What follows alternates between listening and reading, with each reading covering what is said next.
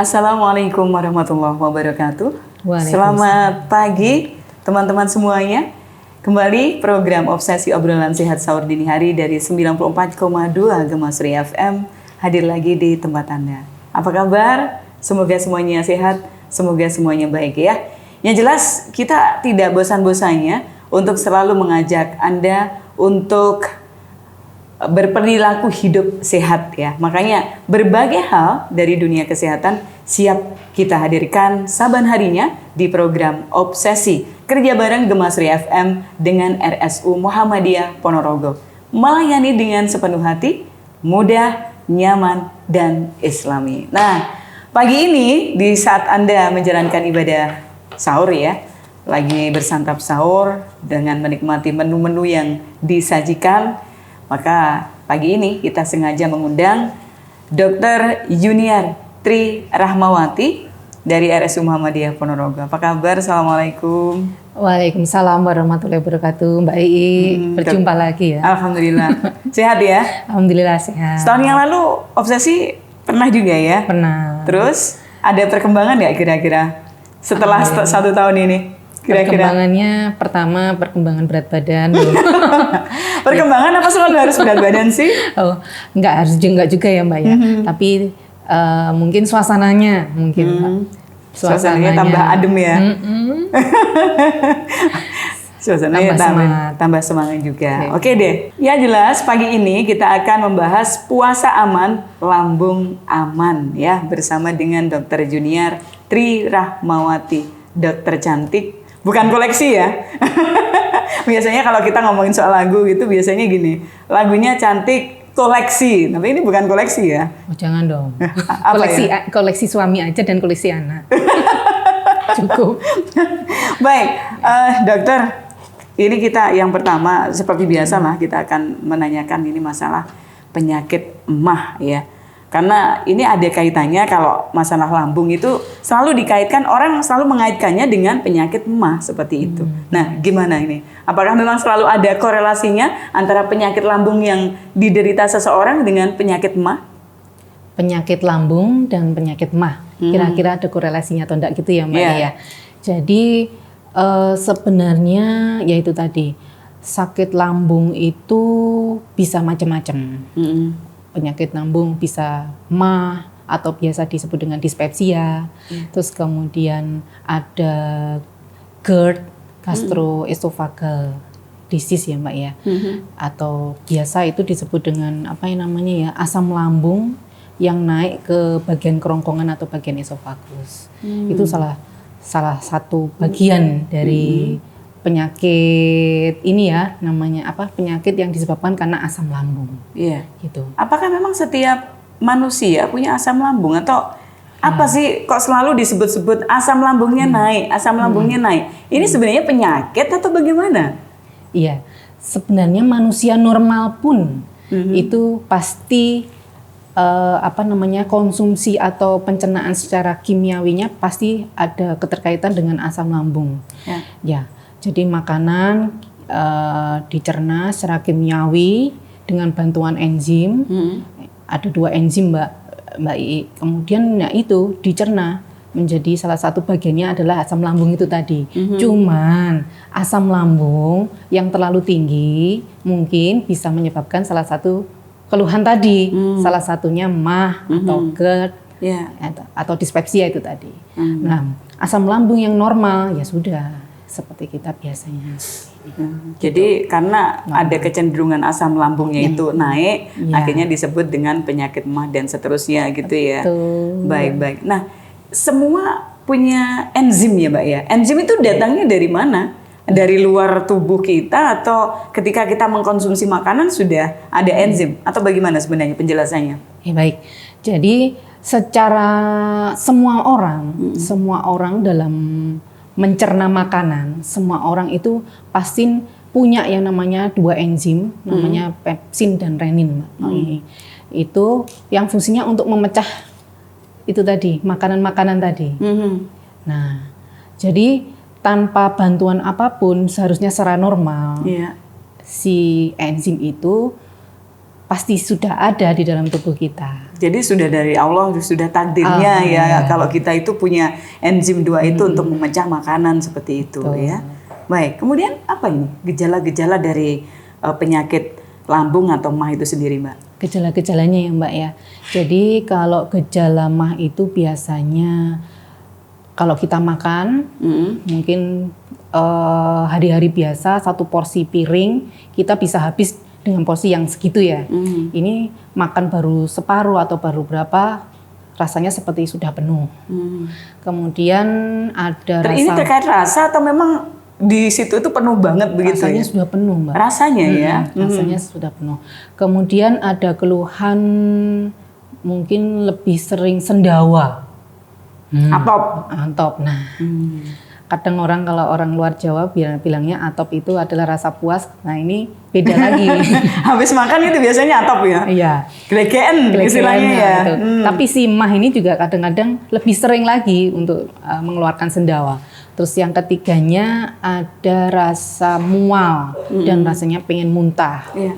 Disertai dengan nyeri perut, yang terutama nyeri perutnya itu di bagian tengah atas. Nah, ulu hati gitu maksudnya? Betul sekali. Atau ulu hati itu letaknya mungkin bisa digambarkan kayak di tengah dada gitu ya? Tengah dada, betul Mbak. Soalnya biasanya ini, kalau saya ke dokter itu, mesti ini diketok-ketok, tuk gitu, sakit.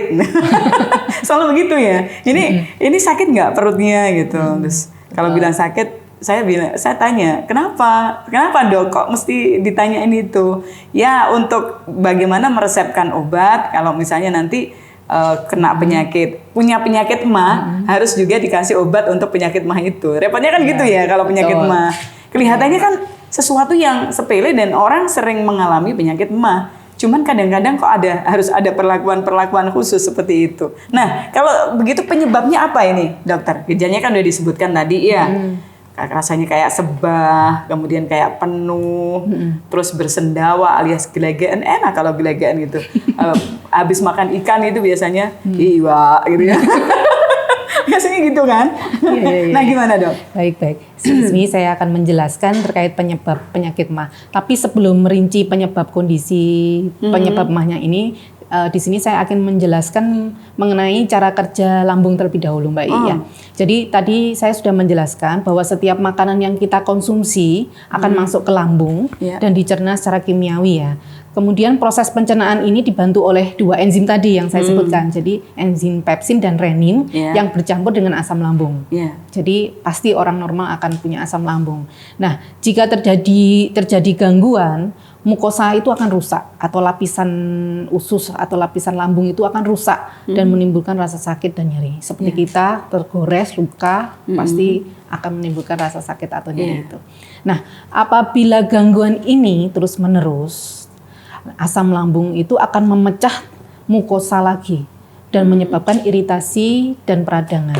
Nah, kondisi inilah Mbak yang menyebabkan sakit MAH itu. Nah, rasa nyeri karena MAH, terutama MAH yang akut, itu disebabkan oleh asam lambung yang bersentuhan dengan lapisan mukosa tadi yang saya sebutkan. Nah, akibatnya karena bersentuhan dengan lapisan mukosa terus-menerus, ujung-ujung saraf akan lebih peka oleh rasa nyeri atau rasa sakit itu. Itu Mbak Iyi.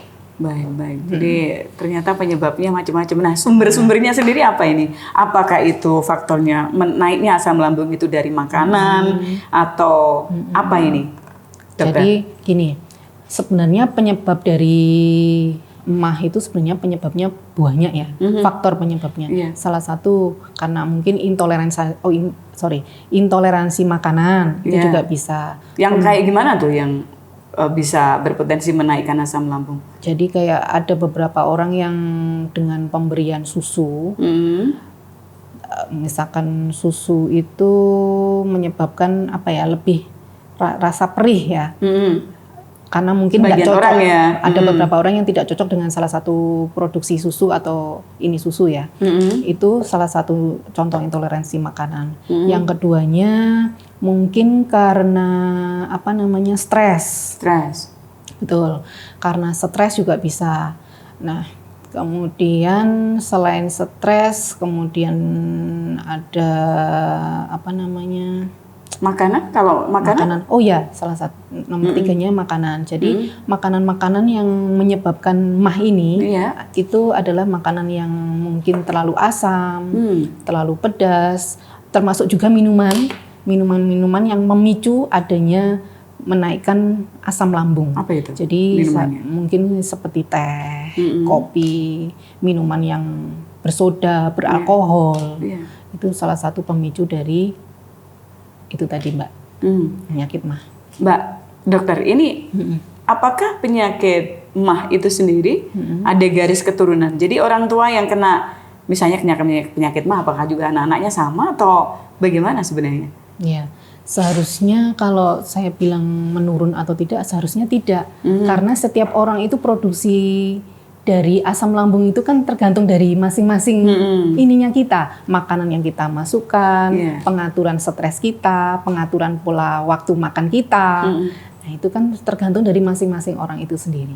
Jadi seharusnya bisa ya? Bisa kalau walaupun misalnya orang tuanya itu menderita sakit MAH parah misalnya akut begitu ya. Anak-anaknya sebenarnya bisa menghindari itu kok ya. Bisa. Dengan gaya hidup yang sehat. Artinya jangan seneng makan pedas. Sekarang ini yang namanya mie aja pakai level-levelan kan? Level 12 bayangkan. Terus ada ini apa itu bubuk yang itu diproduksi bubuk instan kan? Itu sampai level 12 sampai level 15 dan rasanya kan belum cukup kalau misalnya tidak ke level yang paling atas itu rasanya nggak marem seperti itu ya Mbak dokter ya? Iya betul. Kayak rasa penasaran. Nah rasa penasaran. Padahal itu bisa sebenarnya kan bisa kita cegah gitu loh. Asalkan kita mau itu saja kan ya. Nah prevalensi sekarang ini apakah di jenis makanan yang sekarang ini sudah segitu macamnya? Apakah memang prevalensinya juga udah semakin banyak yang kena penyakit MAH ini dokter? Iya. Ini prevalensi pas waktu puasa atau non puasa Mbak? Non puasa dulu. Non puasa dulu ya. Sebenarnya untuk prevalensi sekarang yang terkena MAH cukup banyak. Cukup banyak. Mungkin ya karena memang makanan yang di luaran ya kita tahu ya seperti itu ya.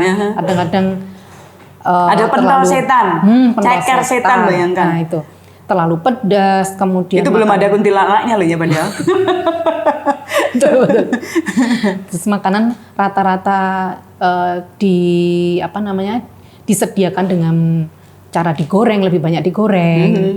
Kemudian makanan lebih banyak sekarang itu makanan yang lemaknya itu lemak jahat sekali ya di situ ya. Itu sebenarnya memacu juga untuk memproduksi asam lambung yang lebih tinggi lagi. Jadi semakin kesini semakin banyak yang masyarakat yang kena penyakit MAH itu ya. Ada lagi satu Mbak. Apa? Stres pikiran. Nah stres nanti. Tapi tahan dulu dokter. Kita akan bahas masalah stres itu karena sering kali disebut penyakit MAH pasti karena seseorang itu menderita stres. Apakah itu seperti itu kebenarannya ya? Nanti kita pastikan setelah beberapa iklan. Tetaplah teman di 94,2 Gema Surya FM di sini di program Obsesi Obrolan Sehat Sahur Dini Hari Gema Surya FM bersama Dr. Junior Tri Rahmawati, puasa aman, lambung aman bagi penderita MAH. Tetaplah bersama dengan kami.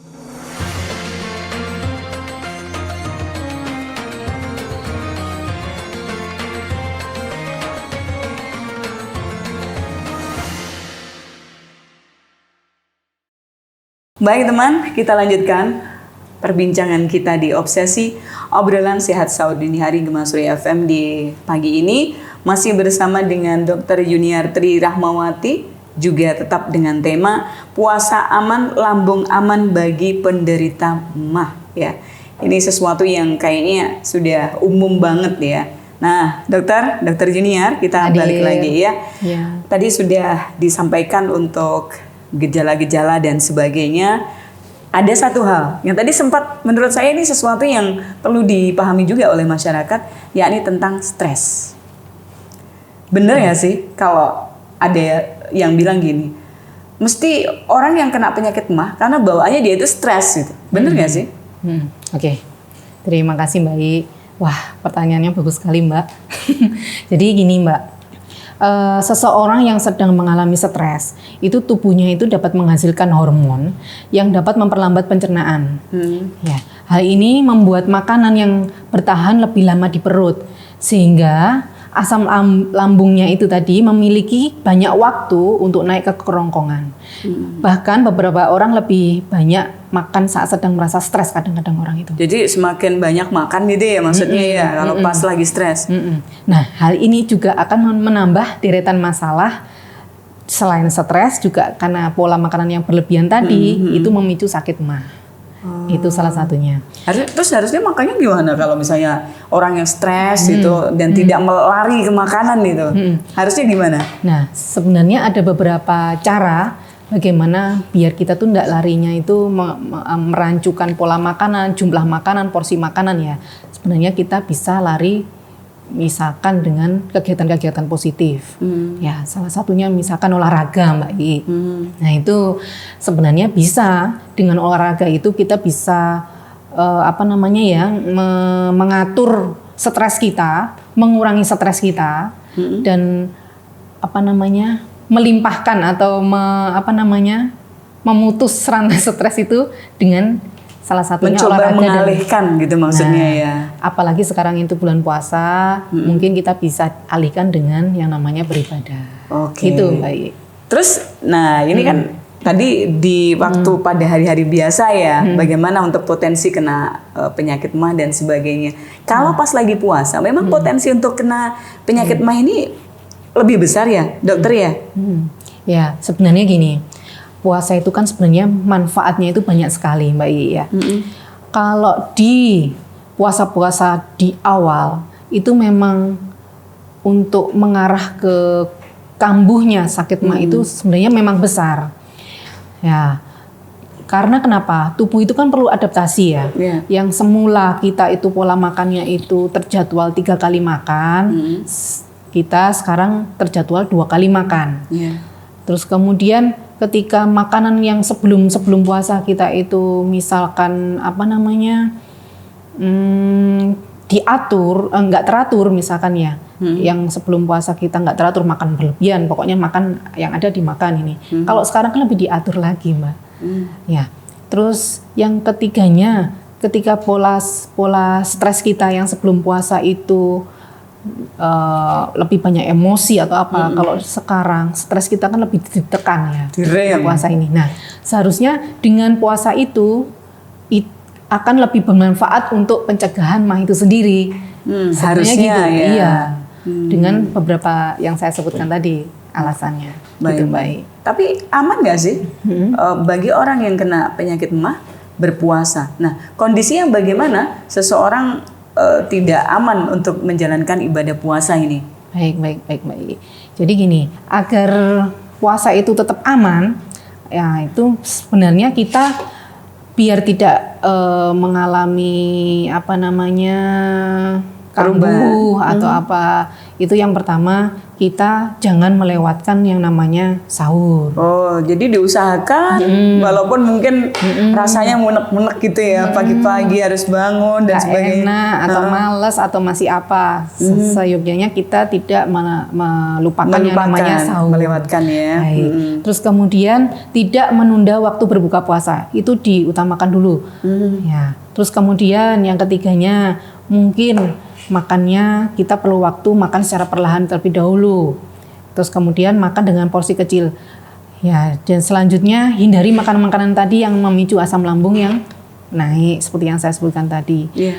Istirahat pun juga kita harus atur, Mbak Ii ya. Nah, kecuali kalau misalkan dengan puasa tadi ternyata mahnya itu kambuhan dalam 2 minggu sampai 2 minggu atau setiap 3 hari ternyata kok ini kambuhan terus ya. Kambuhan terus. Nah, itu biasa kita anggap sebagai mah yang akut. Nah, kalau sudah seperti itu, alangkah baiknya setelah kita pencegahannya itu tadi tidak membantu, berarti memang belum waktunya untuk dipaksakan puasa. Gitu, Mbak I. Lebih baik puasanya dibatalkan dulu gitu ya.